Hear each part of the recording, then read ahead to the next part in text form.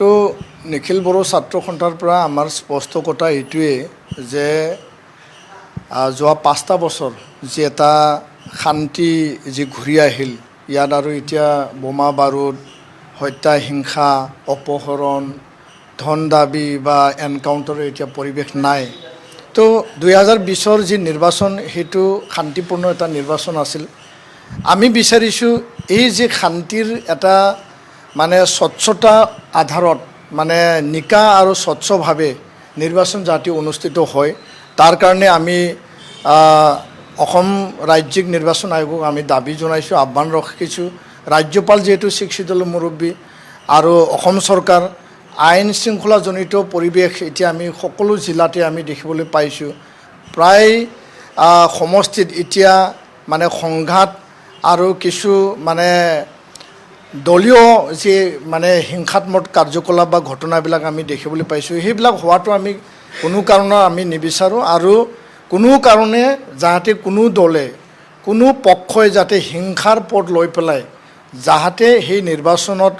মানে অৱতীৰ্ণ যাতে নহয় শান্তিৰ মাজেদি নিজৰ নিজৰ এজেণ্ডা নিজৰ নিজৰ বিষয় ইস্যুসমূহ ৰাইজৰ আগত লৈ যাওক আৰু ৰাইজে বিবেচনা কৰি পেলাই নিজেই সিদ্ধান্ত ল'ব ইয়াৰ কাৰণে আমাৰ কথাটো হ'ল যে আমাক 2020 চনৰ পিছত এখন ভাল চৰকাৰ লাগে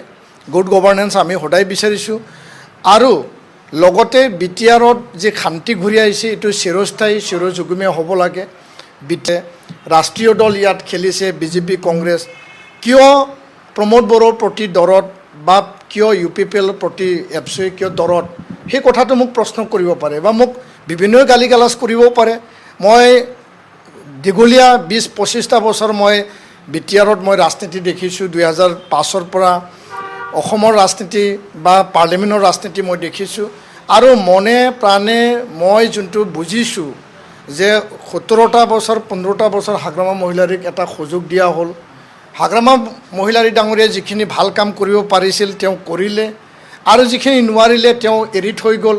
এতিয়া 5টা বছৰ প্ৰমোদ বড়ো ডাঙৰীয়াই কাম কৰিছে আৰু 5টা বছৰ যি এটা মিলিজুলি এটা চৰকাৰ আছিল সেই মিলিজুলি চৰকাৰটো তেওঁলোকে যিখিনি পাৰে কৰিলে চৰকাৰ এটা কৰিবলৈ যাওঁতে কাম কৰিবলৈ যাওঁতে ভাল বেয়া সদায় থাকে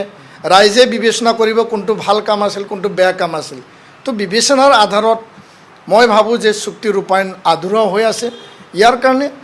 ভাল চৰকাৰ আৰু চুক্তি স্বাক্ষৰকাৰী নেতৃত্বে যি এটা সিদ্ধান্ত লৈছিল সেই সিদ্ধান্তৰ প্ৰতি আগবাঢ়ি যাব লাগে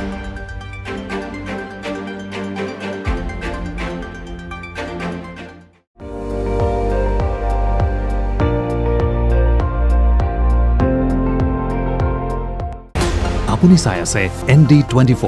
সৰ্বশ্ৰেষ্ঠ নহয় সৰ্বোত্তমৰ দৌৰ